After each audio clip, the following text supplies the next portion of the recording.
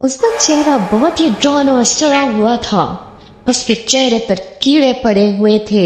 وہ آہستہ آہستہ مجھے اپنے پاس بلا رہی تھی اور میرا جسم بالکل سن ہو گیا تھا.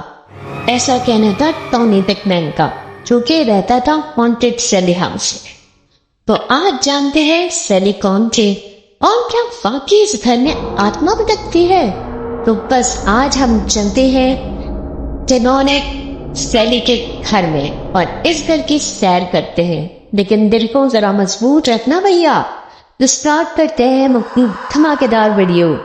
یہ گھر 1878 میں بنا تھا اور شروع سے یہ ہانٹڈ ہاؤس نہیں تھا.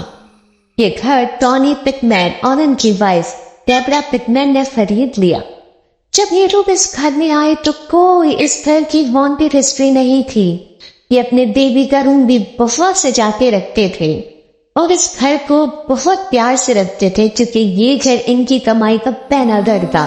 ان کے پاس ایک ڈاگ بھی تھا. گھر وہ جانے کیوں ہمیشہ اس روم میں جل کر بے قابو ہو جاتا تھا جو ماں نے اپنے ہونے والے بچے کے لیے سجا کے رکھا تھا. پھر آہستہ آہستہ اس گھر میں عجیب چیزیں ہونے لگیں. کبھی گلاس ٹوٹ جاتا، کبھی چیزیں گرنے لگتی، کبھی الماری خود سے فل بند ہونے لگتی. وہ لوگ اندازہ تو لگا رہے تھے کہ اس گھر میں کچھ گڑبڑ ہے بھیا، مگر وہ ان چیزوں پر یقین نہیں رکھتے تھے. پھر آہستہ آہستہ بھیانک چیزیں ہونے لگی. ایک دن وہ بچے کے کمرے میں گئے تو دیکھا بچے کے سارے کھلونے بکھرے ہوئے ہیں. وہ ان کھلونوں سے کھیلتا ہے. بچے رات کے سمے سوتا نہیں تھا. پھر اس کے بعد انہوں نے بچے کو اپنے کمرے میں سلانے کا فیصلہ کیا اور پھر انہوں نے اپنے بھائی اور بہن کو بھی اسی گھر میں بلا لیا. مطلب ان کو بھی اسی ہانٹڈ ہاؤس میں بنا لیا. سوچا آپ نے.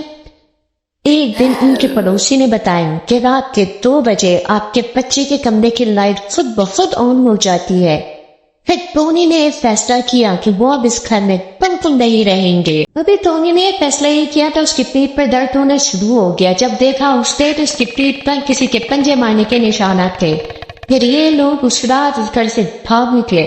29 جولائی 1993 میں باربرا نامی ایک پیرانارمل انویسٹیگیٹر کو یہ لوگ اپنے گھر پہ لے کے آئے. اس نے ان کو یہ بتایا کہ اس گھر میں ایک چھوٹی بچی کی آتما ہے. اس بچی کا نام ہے سیلی. اس بچی کو اس گھر سے بہت لگاؤ ہے اور اس کی آتما جب اس گھر میں بھٹکتی ہے اسی گھر میں اس بچی کی موت بھی لکھی. تو ان لوگوں نے سوچا بھائی مسئلے والی بات تو ہے نہیں، چھوٹی سی بچی کی آتما ایڈجسٹ کر لیں گے اس کے ساتھ، اور یہ ان کی بہت بڑی غلطی تھی. پھر کچھ ٹائم بعد ٹونی سے ملنے آیا ایک آدمی. اس نے بتایا کہ وہ اپنی فیملی کے ساتھ اس گھر میں رہتا تھا اور اس کی ایک بیٹی تھی. اس بیٹی کی دوستی ہو گئی تھی سیلی سے، یہاں تک کہ اس کی بیٹی نے سیلی کی ڈرائنگ بھی بنائی تھی. پھر اس کو وہ تصویر ٹونی کو دی اور ٹونی نے سیلی کی تصویر اپنے پاس رکھی. اور اسی رات ٹونی میٹھا رات میں پانی پینے کے لیے اس نے باقاعدہ دیکھا کہ ٹرانسپیرنسی لڑکی کا شیڈ اس کے بالکل پیچھے کھڑا ہے. اور یہ نہیں تھا کہ ٹونی اس کی بیوی اس واقعے کے بعد بھاگ نکلے. اس کے بعد اکثر ایسا ہونے لگ گیا اور ان لوگوں کو سیلی کی آتما نظر آنے لگے. انہوں نے سیلی کی آتما کو سیریسلی نہیں لیا اور پھر ان کو لینے کے دینے پڑ گئے. بچ گئے ان کا پلان. ایک رات سیلی نے ٹونی کی آ کر پکڑنے ٹانگے اور اس کو ہوا میں اٹھانے کی کوشش کی. اور جب اس نے سیلی کا چہرہ دیکھا تو اس کا چہرہ آدھا سوا ہوا، آدھا انسان جیسا، آدھا جانور جیسے کیڑے لگے ہوئے تھے اس کے جسم پر. وہ رات تو ٹونی بچ گیا مگر اس کے بعد وہ لوگ دوبارہ اس گھر میں لوٹ کر نہیں ہے.